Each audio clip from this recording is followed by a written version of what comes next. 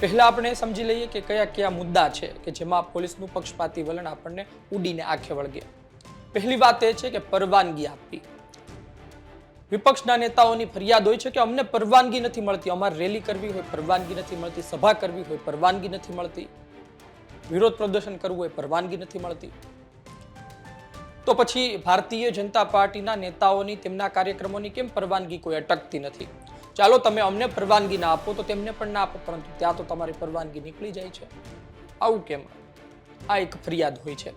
બીજી ફરિયાદ એ હોય છે કે મોટા મોટા નેતાઓ આવે. હવે તો ગુજરાતના પણ કોઈ મોટા નેતા હોય, બહારથી આવેલા ભાજપના મોટા નેતા તો અલગ, ગુજરાતના પણ કોઈ મોટા નેતાની સભા હોય, એટલે કે મુખ્યમંત્રીની હોય, નાયબ મુખ્યમંત્રીની સભા હોય, તો જે લોકો વિરોધ કરતા હોય ને એ લોકોને નજર કેદ કરી દેવામાં આવે છે.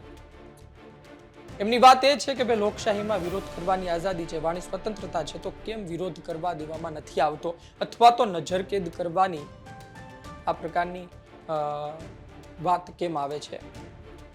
તેવા અધિકારો તેમને કોણે આપ્યા છે? આ એક વાત છે.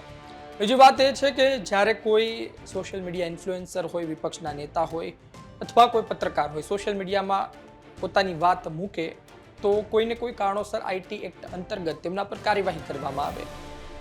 ત્યારે ભારતીય જનતા પાર્ટીના નેતાઓ આવા શબ્દો બોલે તો એટલી ઝડપથી એફઆઈઆર ના થાય, તપાસના નામે ખૂબ લંબાવવામાં આવે ને પછી એફઆઈઆર થાય તો થાય.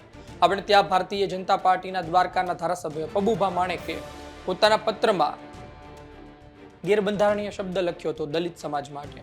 શું થયું?